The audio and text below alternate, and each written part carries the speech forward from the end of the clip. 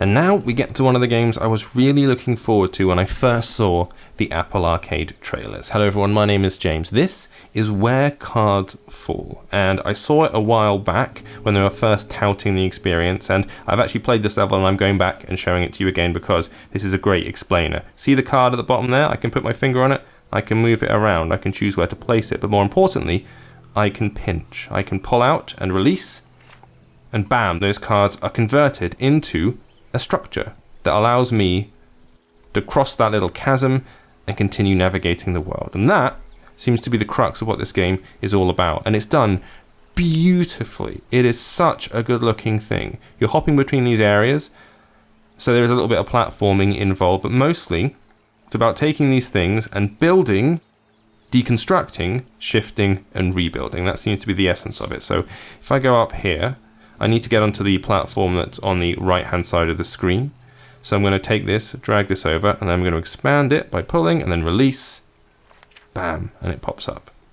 Now I can actually wander into these houses, or at least some of the ones at the very beginning of the level. I was able to walk inside and move around. And these little other things keep appearing. See these kind of ghostly figures? There's an actual real human person sitting there on the bench, but these strange apparitions are popping up all over the bridge. I'm not sure what any of it means, but I'm looking forward to finding out. So now we've got water, which I don't think I can step on, and we've got this right here. So this one is kind of multi-purpose. It shows another mechanic. So if I drag, you can see by how much I pull, it changes the size of the extension. So if I can jump over here and move off this bit, I've been using one that's composed of, you can see like 5 cards on the surface there, right? I'm going to pinch it and move it over here. Now, if I pull, I can go to 5 cards, more cards, more cards, more cards still. Suddenly it's a gigantic platform that I can jump onto and keep moving through the level. This kind of, and I'm always talking about it, discovery is part of the joy of this kind of thing. And it's the kind of game that I hoped this sort of service would produce, because the whole point of Apple Arcade for me is it gives indie games, or games which maybe focus on the more sort of arty, noodly end of the spectrum, which perhaps wouldn't have gotten mainstream success elsewhere, not because it's not deserving, but because it maybe appeals to a more niche audience, or people who are perhaps prepared to hand over money or favor more old-fashioned premium experiences. I hate the fact that I have to say old-fashioned in that sentence, but you know what I mean. And obviously this isn't going to make money in terms of freemium or free to play or anything like that. So, oh hello, there's a card up here. I haven't seen, what does this do? See this one standing vertically? I'm tapping it and nothing's happening. Can I pull? I can't tweak it yet. Interesting. Now if I pull this out, how much can I expand this one? A little bit, but not a lot. But I've still got this one in play. So, how about I pull this one over here, and that creates the end of my area, and I close this one down, drag it over here, around the bridge, there we go, and open her up like this. That's what I'm talking about. And the game is rewarding me with sparkly noises, which I like.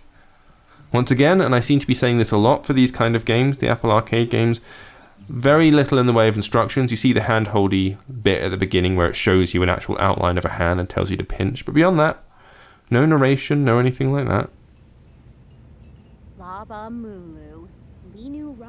And now we've got some chatter, but I think it's Sims chatter. Beduba beba, bebo.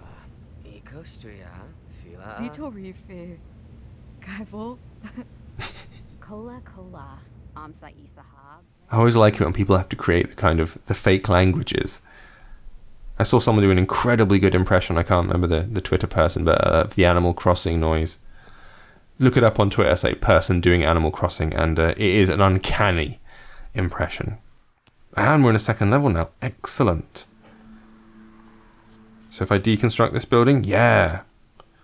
So it's providing you with these tools that you then get to shift, assemble, reconstruct, all this kind of stuff. And that really works for me as a mechanic. Now, can I jump up here? I don't think I can. So I'm going to have to deconstruct this, shift it over here, move it up. This looks like I'm going to be doing a bit of shifting backwards and forwards. So in my head, if I close this down, I can kind of use them to sort of hop between one another. Oh wow, that one gets massive. Okay. I may have miscalculated there. Because I need that one to go... Oh no, that one can go in the middle. That's kind of fine. So if I go over here... No, the problem is, as soon as I jump on the other one, I'm not going to be able to deconstruct it properly. And I need to be able to move around. So just that, yeah, just that size. I think I'll be able to collapse the first structure and then slide the card past the second structure. Yes! And then I can build that there. Oh, that's going to be too far, isn't it? Nuts! So I have to get the placement exactly right.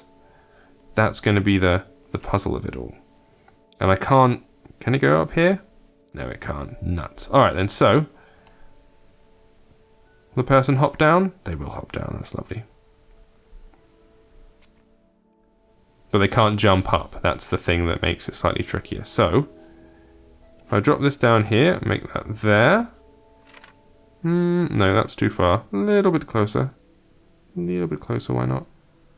Just there. Perfect. Alright, I'm going to make you go here. Yes, that's what I'm looking for.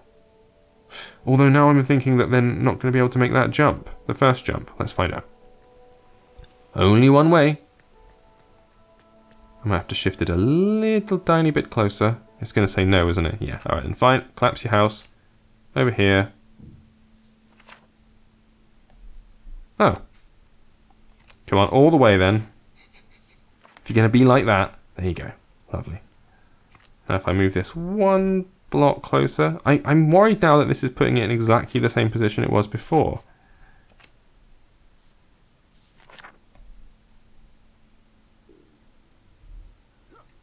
See, that's great, but then I can't get the other set of cards past it because of this is in the way now, so that's not going to work for me either. So if I just collapse this a little bit... Oh, I can kind of edge it forward a little bit at a time. Actually, that's not that bad. So I'm going to come up here. I'm going to do it just a little bit. It's now telling me to use hints because it sees that I'm... Yeah, I get it. I know what I'm doing. Sort of, a bit. If I can just throw that up just the one... Oh no, I can...